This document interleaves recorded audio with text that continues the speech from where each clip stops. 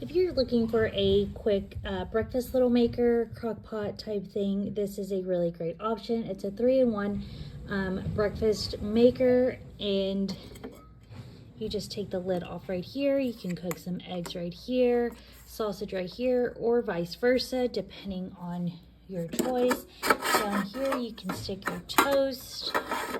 This is a great option if you are in a dorm or if you're camping.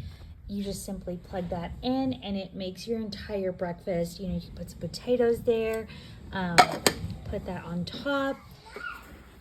You plug it in, turn the knob, it has a timer.